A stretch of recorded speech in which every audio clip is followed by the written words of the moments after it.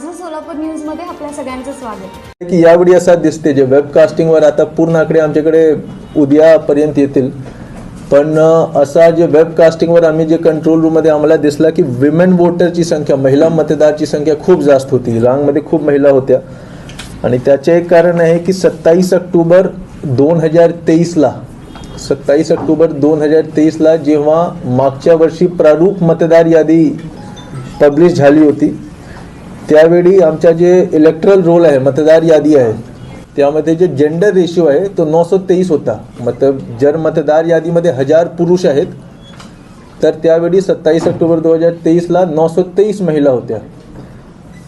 आता यावेळी आजच्या दिवशी जे आमच्या फायनल मतदार यादी जेव्हा पब्लिश झाला त्यावेळी हा जो जेंडर रेशिओ आहे मतदार यादीचा तो 952 झाला. मतलब प्रत्येक 1000 पुरुष मतदारवर 952 महिला मतदार आता वोटर लिस्टमध्ये आहेत. आम्ही विशेष मोहीम घेतला होता, त्यामुळे त्यासाठी ऑनरेबल इलेक्शन कमिशन ऑफ इंडियाने जिल्ह्याची प्रशंसा पण केली होती त्यांची बैठकमध्ये.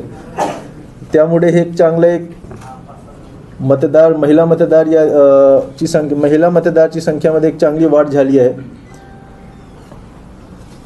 दुसरा जे मिसिंग आणि डिलीटेड वोटर्सची संख्या कमी झाली आहे, मतलब ऑलमोस्ट नेग्लिजिबल आहे. त्यासाठी सर्वात पहिले मला जे पत्रकार बांधव आहेत त्यांना धन्यवाद द्यायचे, कारण वारंवार आम्ही आपल्याला आवाहन केला होता की आपण बातमीपत्रामध्ये, प्रिंट आणि इलेक्ट्रॉनिक मीडियामध्ये ह्या गोष्टीवर भर द्या की सर्वांनी मतदार यादीमध्ये त्यांचे नाव तपासून घ्यावे आणि जर नाव नसेल तर तुम्ही फॉर्म 6 भरा, आम्ही ॲड करून देऊ.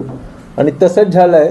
बातमीपत्रामध्ये, चॅनलमध्ये, प्रिंट आणि इलेक्ट्रॉनिक मीडियामध्ये वारंवार हा बातमी वाचून बरेच लोकांनी त्यांचे नाव चेक केला आणि फॉर्म 6 भरून घेतला आणि त्यांचे नाव मतदार यादीमध्ये समावेश झाला.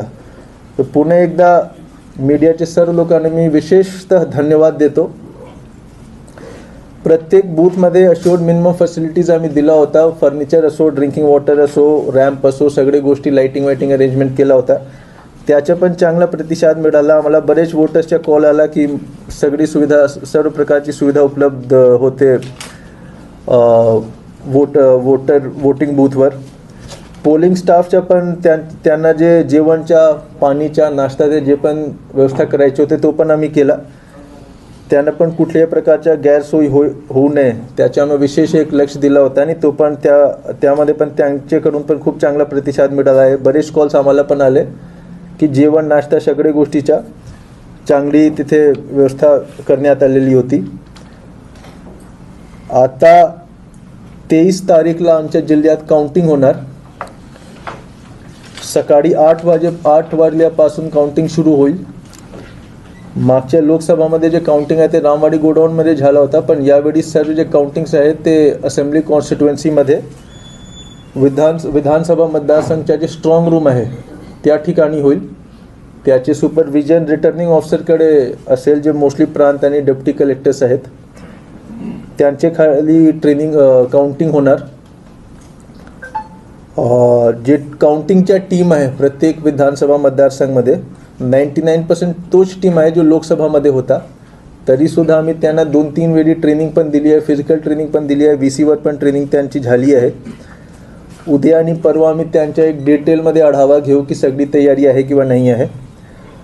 प्रत्येक रिटर्निंग ऑफिसरच्या, विधानसभा मतदारसंघच्या रिटर्निंग ऑफिसरला आम्ही स्ट्रिक्टली सूचना दिलं आहे की मीडियाचे लोकांना तुम्हाला वेगळा एक सेल तयार करायचे, त्या ठिकाणी सर्व प्रकारचे सोयीसुविधा उपलब्ध असला पाहिजे आणि सर्वात महत्त्वपूर्ण त्यांना वेळेवर जे राऊंड वाईज जे रिझल्ट आहे, कॅन्डिडेट निहाय जे रिझल्ट आहे ते एकदम तातडीने त्यांना, मीडियाचे लोकांना, पत्रकार बांधवांना उपलब्ध झाला पाहिजे. आणि त्याच्या उद्या पण आम्ही एक आढावा घेणार आणि वी विल इंश्योर दैट वो रिजल्ट आपको टाइम पे मिलता रहे, उसमें कोई दिक्कत नहीं आएगी. लोकसभामध्ये पण वेळेवर सगळी माहिती मिळाली होती. यावेळी पण आम्ही त्यावर सुपरविजन मॉनिटरिंग करणार. आता लोकसभामध्ये 2-3 प्रकारचे अनुचित घटना घडले होते. आपल्याला पण आठवत असेल, एक सांगोलामध्ये, बागलवाडीमध्ये एक EVM पेटवण्याचा एक प्रकार झाला होता. तसेच करमाडामध्ये पण एक EVM डॅमेज करण्याचा एक प्रयास झाला होता. यावेळी सुदैवाने कुठल्या प्रकारच्या असा काही घटना घडला नाही. 4-5 एकदम लहान प्रकारचे घटना घडले. काही वोटरनी वोटिंग करताना त्यांचे व्हिडिओ क्लिप बनवले. आता सर्वांना मी ट्रेस केलं आहे, FIR झाला आहे, आता ज्ञान व्यक्तीवर झालं आहे, पण इन्व्हेस्टिगेशन सुरू आहे. आणि जिथे जिथे हे झालं आहे तिथे सुदैवाने वेबकास्टिंग होता, तर तो ट्रॅक करणे फार आसान आहे. ऑलरेडी 2-3 जागा मला माहीत आहे की कोणीने केलं आहे. उद्यापर्यंत त्यांच्यावर कारवाई होईल. माझं सोलापूर न्यूज या यूट्यूब चॅनलला सबस्क्राईब करा आणि बेल आयकॉन प्रेस करायला विसरू नका.